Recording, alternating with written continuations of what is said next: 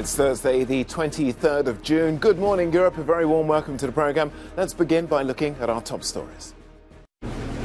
Afghanistan appeals for urgent international aid after yesterday's earthquake devastated parts of the country's hard-to-reach eastern region. European leaders are expected to give a unanimous yes to Ukraine's EU candidacy bid at today's Brussels summit.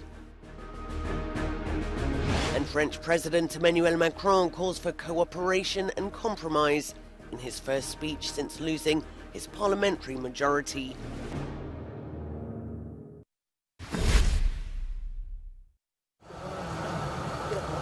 Overnight heavy rain has added to the hardship and misery of survivors from a powerful earthquake in eastern Afghanistan. The 6.1 magnitude quake has flattened stone and mud brick homes, killing at least 1,000 people. It was the country's deadliest in 2 decades, and officials are anticipating the death toll will rise. Around 2,000 to 2,500 houses have been fully destroyed and many people have been wounded. All the houses are destroyed and now we need tents and all other necessary items. Getting help to the area is not easy. The roads, which are rutted and difficult to travel in the best of circumstances, have been badly damaged.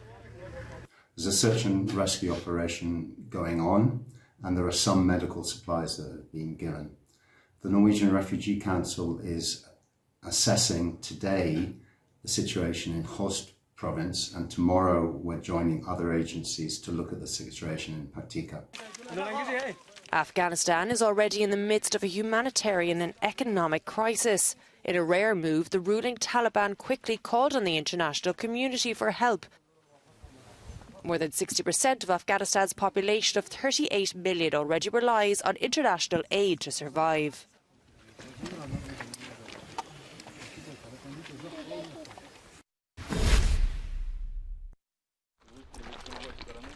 Spain has announced that President Volodymyr Zelensky will participate in the NATO summit taking place in Madrid next week.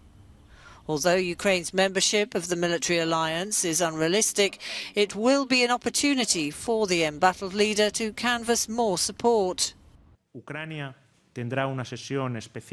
Ukraine will have a special session within the working sessions of this summit, and President Zelensky will be present at the same meeting via video conference.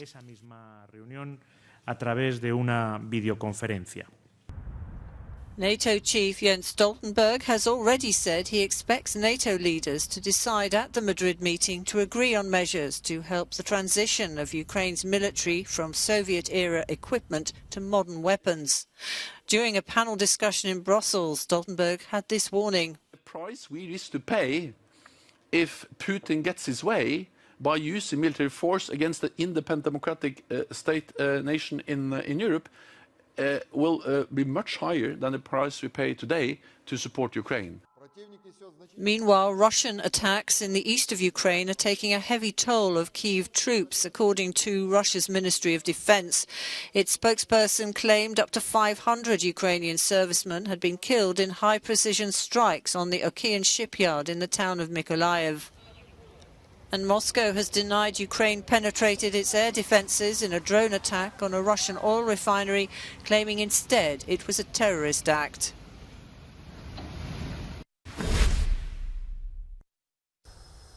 Europe must be prepared for Moscow to turn off the gas taps by the end of this year.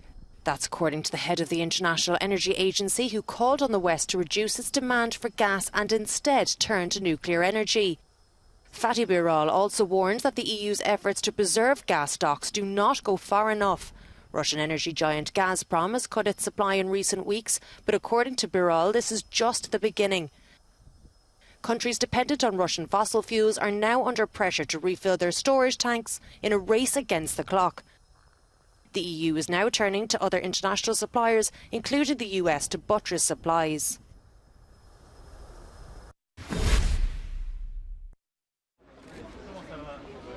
French President Emmanuel Macron called for cooperation and compromise in his first speech since Sunday's election, in which his centrist party lost its absolute majority in parliament.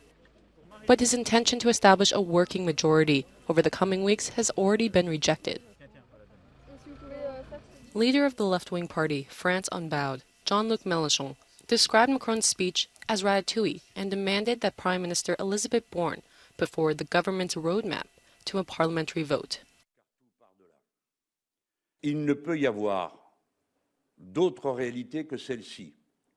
There can be no other reality than this one. The executive is weak and the National Assembly is strong thanks to its very recent legitimacy. The Prime Minister, as in all the democracies of the world, must appear before the National Assembly to ask for the confidence of the deputies. If she does not have this confidence, she must resign.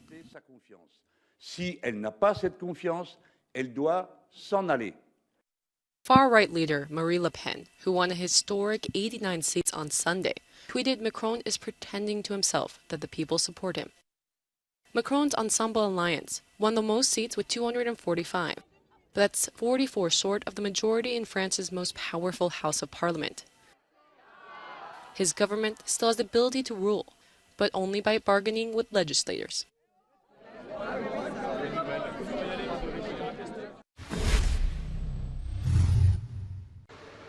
France's President Emmanuel Macron spoke for the first time since losing his majority government. In a televised address on Wednesday evening, he described how he and his team will have to learn how to govern in a different way.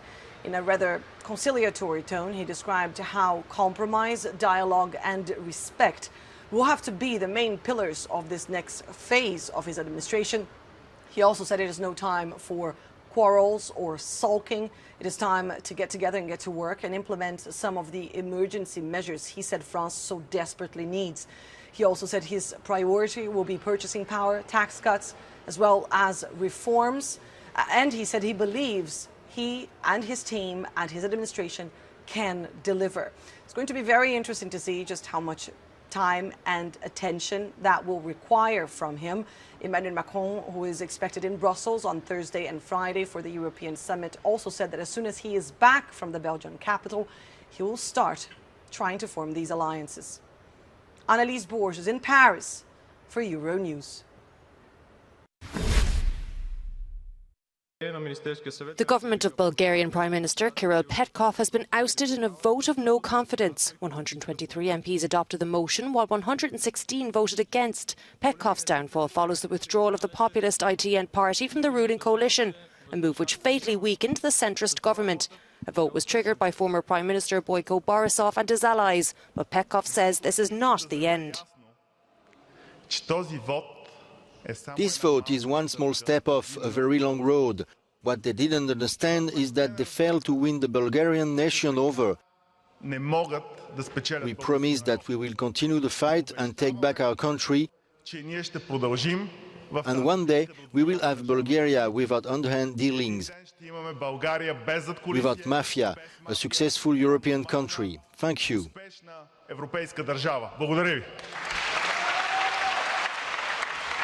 Petkov's We Continue the Change party came to power in December on an anti-corruption ticket.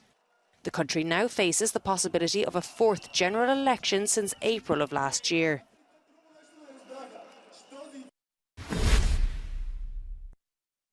And with your permission, I will make a statement on... UK Deputy Prime Minister and Justice Secretary Dominic Raab is pushing ahead with a controversial new Bill of Rights.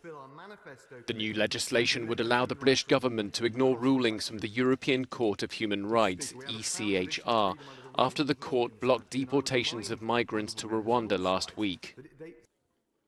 The proposed bill would give Britain's Supreme Court legal supremacy over the ECHR, meaning, amongst other things, it would be easier to deport foreign nationals seeking asylum.